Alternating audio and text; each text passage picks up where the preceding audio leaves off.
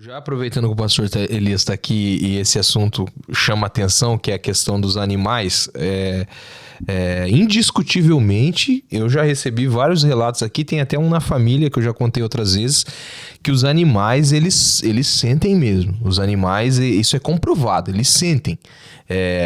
Uma parente nossa, ela tinha um cachorro e ela tinha um problema que sempre ela ficava possessa por demônios. A nossa família não era cristã, todo mundo, né? Eu era pequenininho, minha mãe estava recém se convertendo, ninguém era evangélico nessa época. E ela tinha um cachorrinho, cara. E determinada hora da noite, sempre ela começava a manifestar, vinha e manifestava nela, ela ficava possuída. Só que antes de acontecer isso, o cachorrinho começava a chorar, começava a fazer xixi tudo no chão, se arrepiar, assim. Aí começava a gritar, de repente ela ficava possessa. Então ele sentia, né? Senti. E o pastor tem uma história de um cachorro que aconteceu com... Só que esse cachorro foi ceifado mesmo por... Como é que foi essa história aí, pastor? Cara, eu tenho umas experiências assim de ver coisa acontecer com um cachorro que é fora do comum, mano. Fora do comum.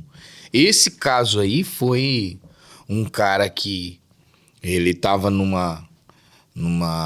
ele era débito de uma outra religião, né? E esse cara, ele veio pra igreja. Eu fui na casa dele, retirei um monte de coisa que ele entendeu que já não fazia mais parte da vida dele, pediu pra mim tirar, eu tirei tudo, né? Tirei de lá e fui dar um destino pra aquilo lá. Aí abençoei a casa dele, abençoei ele. Ele falou pra mim, pastor, você pode ungir aqui minha casa? Falei, claro, ungi toda a casa dele e tal. E aí ele tinha um cachorrinho, um poodle. Sabe o poodle, né? Um cachorrinho dócil. Aquele poodle dele.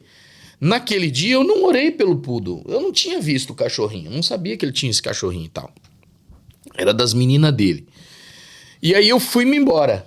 Quando foi à noite, os demônios começaram a bater na casa dele. A casa dele era alta assim do chão, sabe? E aí os espíritos começaram, os opressores começaram a bater na casa dele. Aí ele ficou desesperado, né?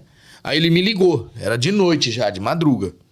Ele falou pra mim assim, pastor do céu, os espíritos estão batendo aqui na porta da minha casa, estão batendo na janela. Aí eu disse, não, fique tranquilo, nós ungimos aí, eles não vão fazer nada não, Deus não vai deixar acontecer nada não, entra pra dentro aí, se você estiver pro lado de fora, alguma coisa. Ele falou, não, eu tô dentro de casa, nem pra fora eu saí. Só que eu abri a janela agora aqui da minha casa, o meu cachorrinho, ele ficou pra fora, ele tá pra fora. E eu tô escutando ele uivando aqui, eu abri a janela pra olhar, ele tá levitando do chão, ele tá suspenso, ele tá no ar. Aí eu falei, como assim? Ele falou assim, sim, ele tá flutuando, ele tá aqui perto da janela. E tá acontecendo uma coisa muito louca aqui. Aí eu disse pra ele, deixa ele aí, não mexe. Fecha a janela, vai dormir, esse aí já era, esse cachorro já era. Amanhã eu vou aí, tiro ele daí.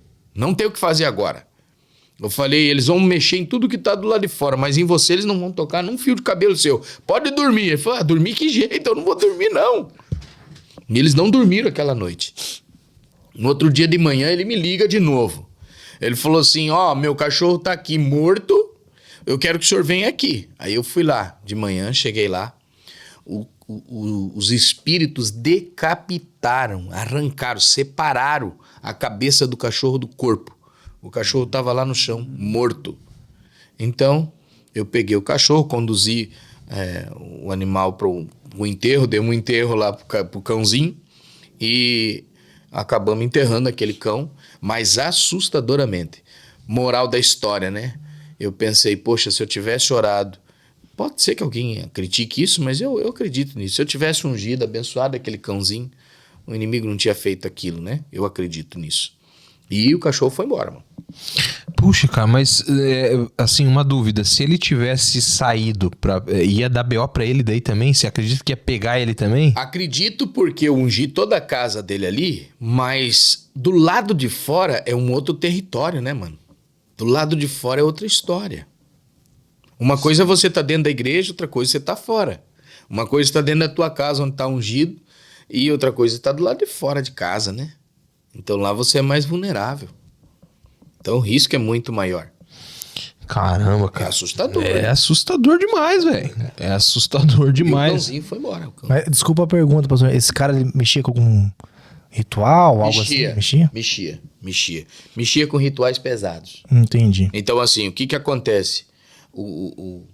Quem perdeu ele não deixou tava de graça, não estava feliz, estava dando uma notícia, uma resposta para ele que, né? E eu vi acontecer uma vez, tinha uma casa que os caras faziam uns trabalhos perto de casa lá.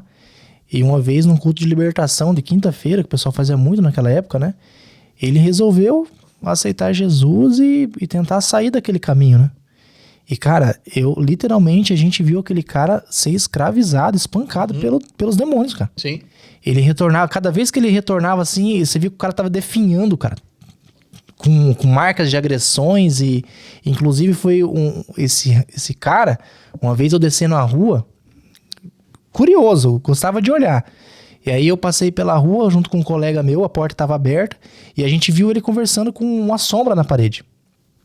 A gente passou, um olhou pra cara do outro e falou, cara, você viu o que eu vi? Eu vi, cara. A gente voltou pra ter certeza.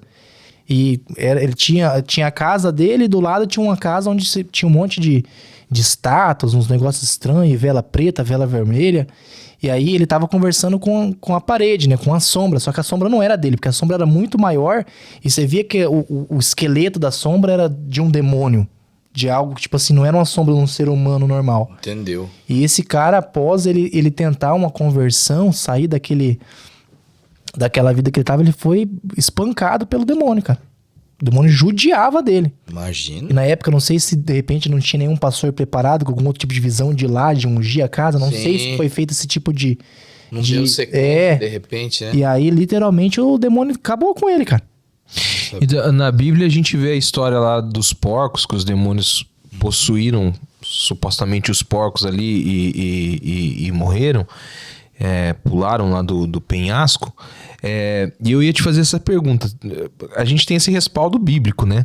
Mas você acredita que espíritos podem tomar um animal ou ser dado uma ordem para um espírito entrar num animal e ele, sei lá, investigar, ele olhar? Eu pergunto porque uma vez eu ouvi um testemunho de um cara, não sei se é verdade ou não, hoje é bem difícil, né? Mas ele, dentro do testemunho dele, você já deve ter ouvido esse testemunho, ele disse que ele tinha 4 cachorros, Doberman, e eles ficavam possesso 24 horas para que ninguém fosse na casa dele evangelizar. Ele disse que uma senhorinha que trabalhava com ele, toda manhã deixava um recadinho para ele lá e ele descobriu quem era. Um recadinho com um versículo bíblico e mandou ela embora. E quando ela tava indo pro portão, ele falou pros cachorros, estraçalha essa mulher, vai lá e estraçalha.